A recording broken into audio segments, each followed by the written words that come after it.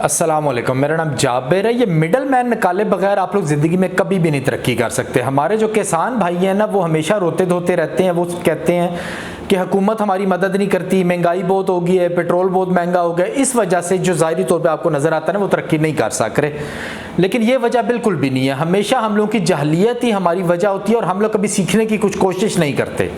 और तीसरी बड़ी वजह कि हम लोग कभी भी पैसा नहीं इकट्ठा करते ताकि आगे पैसे को सर्कुलेट कर सकें। अच्छा, किसान भाई करते क्या है कि वो हर टाइम रोते धोते रहते हैं, लेकिन वो कभी भी मिडल मैन को बीच में से नहीं निकालते। वो जितना भी उनकी ज़मीन होती है ना, जितना भी काम होता है, वो उसको मिडल मैन उसका फ़ायदा ले जाता है और वो आगे मार्केट तक पहुंच ही नहीं सकते। इसकी बड़ी वजह में से एक वजह क्या होती है कि वो कभी पैसे नहीं इकट्ठे करते। उन्हें भी बाकी सब लोगों की तरह जब थोड़े बहुत पैसे आते हैं उनके पास, वो बड़ी बड़ी गाड़ियां लेना, बड़ी बड़ी चुदराहट करना, या फिर वो अगर अपनी ज़मीन, उनके पास काफ़ी ज़्यादा ज़मीन है, उनमें से एक हिस्सा वो बेच के तो उसके बाद वो इस मिडल मैन को बीच में से कट कर सकते हैं। दूसरी बड़ी बात, वो कोई इंफॉर्मेशन नहीं इकट्ठी करते। उनको ये नहीं पता होता कि इसको एक्सपोर्ट किस तरह किया जाता है, सामान कहाँ पे इसको एक्सपोर्ट किया जाता है। आपने थोड़े अरसा पहले देखा होगा कि टमाटर से भरी हुई गाड़ी, आदमी जो है वो गाड़ी में उल्टा देता है और हुकूमत को गालियां निकालना शुरू कर देता है। तो हकीकत में ऐसा नहीं है, हुकूमत का उसमें कुछ अमल दखल नहीं है। उस आदमी को नहीं पता कि उसकी केचप कैसे बनानी है, उसको एक्सपोर्ट कैसे करना है। तो आप लोग, किसान लोग जितने भी, जब तक मिडल मैन बीच में से नहीं निकालेंगे, और मिडल मैन निकालने के लिए आपको अपने आप पे काम करना पड़ेगा।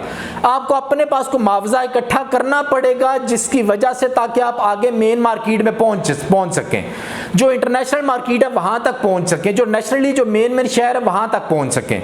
उसके बाद आपको खुद को नॉलेज इकट्ठा करना पड़ेगा, खुद तालीम हासिल करनी पड़ेगी किस किस तरीके से हमारे पास जो चीज़ें मौजूद होती हैं, जो हम अनाज उगाते हैं, चीज़ें उगाते हैं, उनसे हम क्या क्या चीज़ बना सकते हैं, किस तरीके से बना सकते हैं। तो आपको डायरेक्ट, जब तक आप मार्केट के साथ नहीं अटैच होते, मिडल मैन को बीच में से ख़त्म नहीं करते, तब तक आप ये हुकूमत को गालियां देना, महंगाई को गालियां देना, बिजली के रोने रोना, ये आप रोते ही रहेंगे। लेकिन ये काम करने से आप बहुत जल्दी तरक्की कर जाएंगे। इसी तरह एक और शक्ल होती है मिडल मैन की। आप अगर एक आदमी है ना, उसका सऊदी है फ़र्ज़ करें, उसने घर में ड्राइवर रखा हुआ है, उसके घर में एसी खराब हो गया। अब वो क्या करता है, अपने ड्राइवर को बोलता है कि जाओ जाके कहीं से एसी के टेक्नीशियन ढूंढ के लाओ।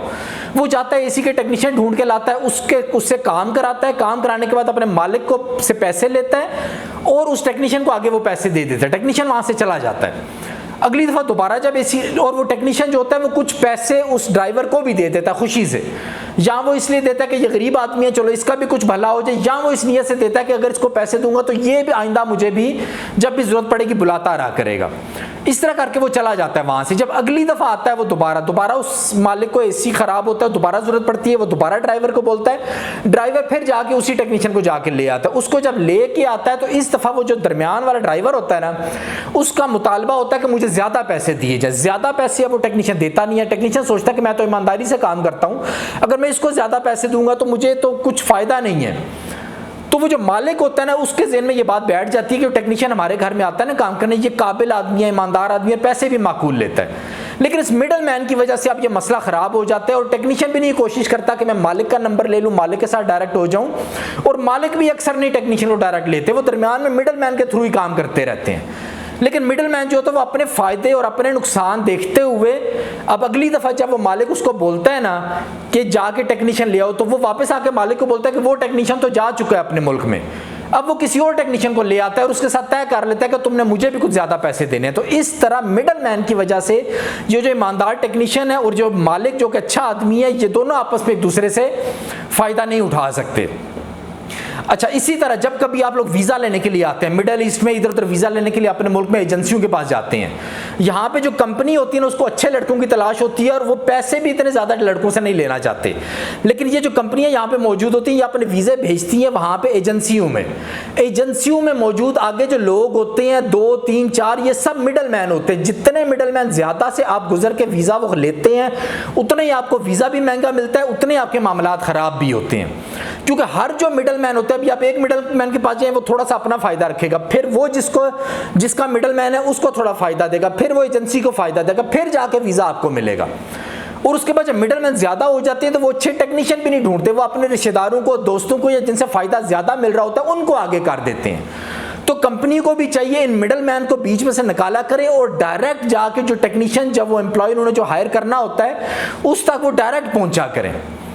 इसी तरह एक और मिसाल, अक्सर बड़ी बड़ी कंपनियों के अंदर कंपनियों का मालिक होते हैं, उन्होंने अपने ऑफिस बनाए होते हैं, सिस्टम बनाए होते हैं, परचेज का अलग डिपार्टमेंट होता है, सेल्स का अलग डिपार्टमेंट होता है। मैं कुछ अर्सा पहले कंपनी के पास कॉन्ट्रैक्ट लेने के लिए गया, तो उनके में जो डिपार्टमेंट था ना उनके पास मैं गया, मैंने उनको सारी कंपनी के मैंने चीज़ें दी, अपने बारे में सब कुछ बताया, वो बहुत खुश हुए। लेकिन खुश होने के बाद उन्होंने मेरा जो सीवी या मेरी जो कंपनी का प्रोफाइल था वो आगे मालिक तक नहीं पहुंचने दिया, क्योंकि उनके कॉन्ट्रैक्ट ऑलरेडी किसी कंपनी के साथ चल रहे थे, जो कि उनको भी दरमियान में बहुत ज़्यादा फ़ायदा दे रहे थे। उनको फ़ायदा देने के उस पर हर इलीगल काम भी उनका करते हैं और कंपनी के साथ डायरेक्ट नहीं होने देते। उन दूसरे जो काम करने वाले कॉन्ट्रैक्टर होते हैं उनको कंपनी के साथ डायरेक्ट नहीं होने देते।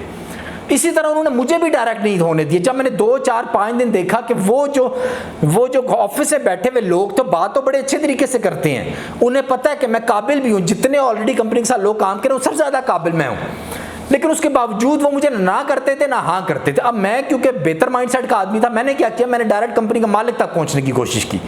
जब मैं कंपनी के मालिक तक पहुंचा, उसने मेरी बात सारी सुनी तो वो बड़ा खुश हुआ। उसने कहा यानी कि मुझे बहुत बड़ा, उसने समझा कि ऐसा आदमी मेरे पास आया कॉन्ट्रैक्ट लेने के लिए। उसने 5 मिनट से पहले मुझे कॉन्ट्रैक्ट दे दिया और उन्हीं जो कंपनी के ऑफिस में बैठे हुए लोग थे उन्हीं को बताया कि आप लोगों ने आइंदा जितना भी काम है वो इसको जाबिर को देना करना है। तो इस तरीके से जब भी आप मिडल मैन को बीच में से निकालते हैं तो आपको बहुत फायदा होता है। कंपनियां जो बड़ी बड़ी होती है वो भी, और जो नीचे वाला तबका होता है, फार्मर हो गया या टेक्नीशियन हो गया या एम्प्लॉय हो गया, जो भी है, आप अपने दरमियान जितने भी मिडल मैन काम कर रहे होते हैं उन सब को बीच में से निकाल के डायरेक्ट पहुंचने की कोशिश किया करें। तो आज के लिए इतना ही काफ़ी है। दुआ में याद रखिएगा। अल्लाह हाफिज़।